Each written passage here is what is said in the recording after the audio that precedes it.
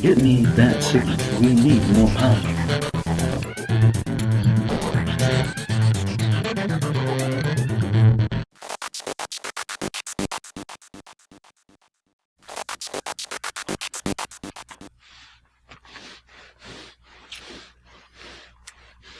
Hey, sexy lady.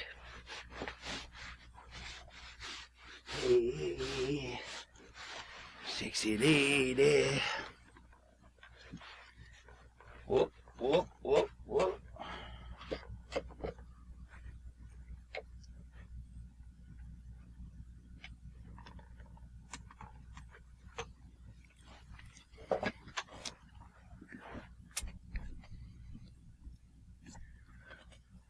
Take us out of orbit, Mr. Lulu. Warp 700.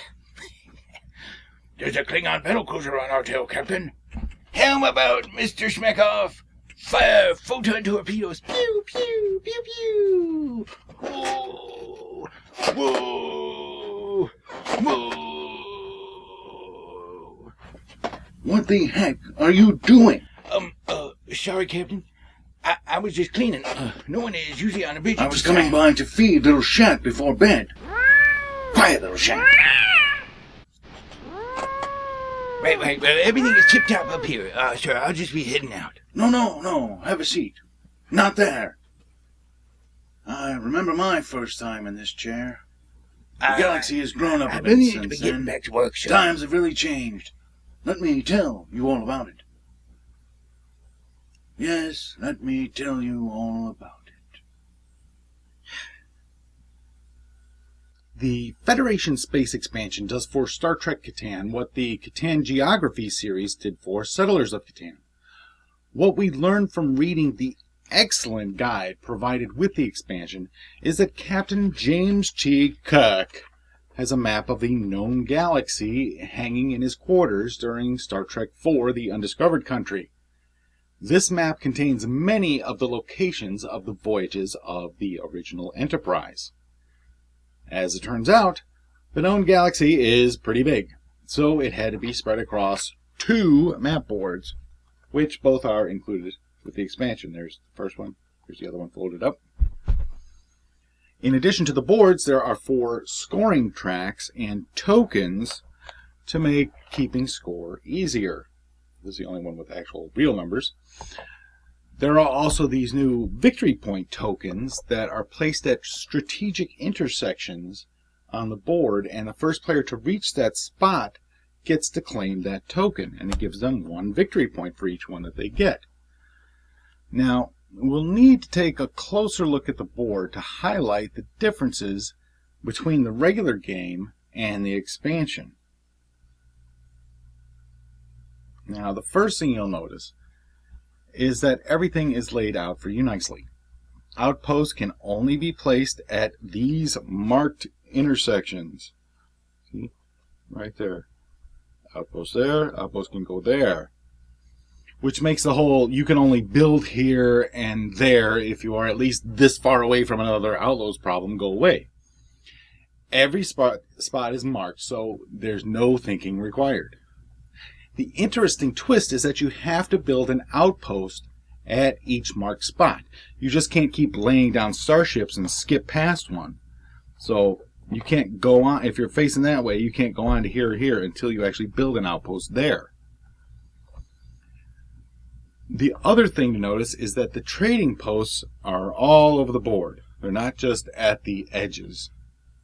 Here's one right here, and to be able to use one, you only need to build starships on the red line outside of the trading post. So right here, now he can use this 2-to-1 exchange.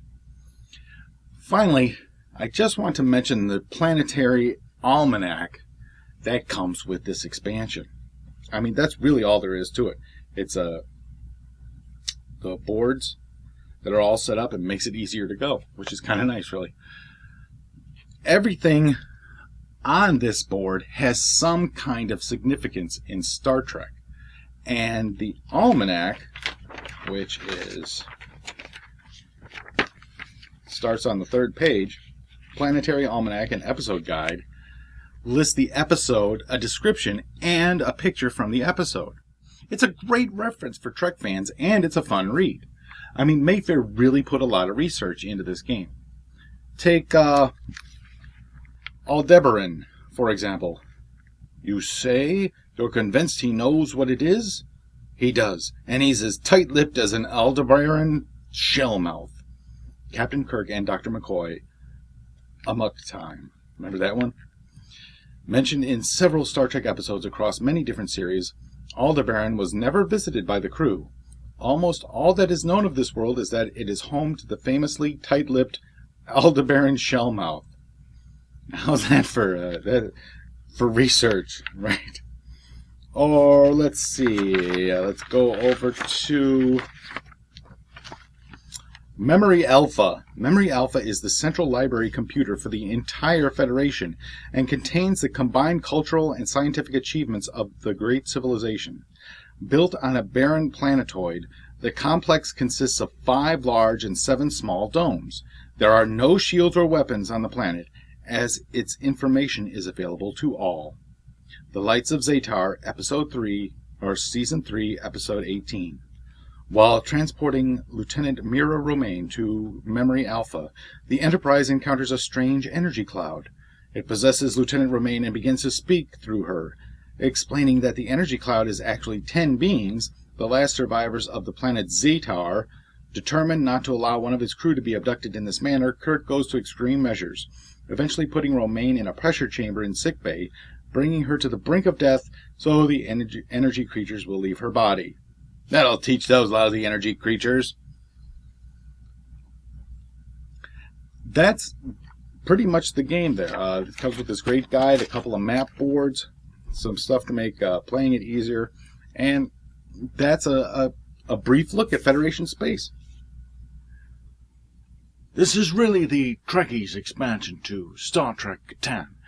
The initial game was able to draw in all of the Catan players who are also Star Trek fans, and there are a lot of them. This expansion feels like the work of true Trek fans. Lots of care went into the creation of this expansion, and it should put a smile on the face of anyone who loves classic Trek. Practicality-wise, the expansion makes it really easy to set up a game. Since you have the boards, there is no need to put one together, or use the numbered tokens, since the board is already numbered. The game is actually easier to play as well, since you don't need to think about how to place outposts or when you can trade. And you have the scoring tracks so that everyone knows how close you are to winning. In fact, I was able to teach my 7-year-old daughter how to play, and she did pretty good. One thing that became obvious was that if you're playing a 2-player game, you really need to pay attention to where you set up your initial outposts. If you make the mistake of not having enough dilithium and tritanium near you, both players can get caught in a resource-poor game which can last forever and not be fun at all. As with most versions of Catan, having at least 4 players is the most fun. Overall, the Federation Space expansion to Star Trek Catan was a solid buy. For Trek fans and for those who want to teach Catan to younger kids, this is a must-buy. Thanks for joining me in this review. Let me know if you found this review helpful by leaving a comment or sending me an email at elliot_miller@voiceofe.com. Make sure you subscribe to the Voice of E channel on YouTube, like the Voice of E on Facebook, and visit our website at voiceofe.com, as I'll have plenty of gaming, entertainment, and comic book coverage this year, and it should be a lot of fun. Thanks again, and until next time, keep your mind free. Get me that signal. We need more power.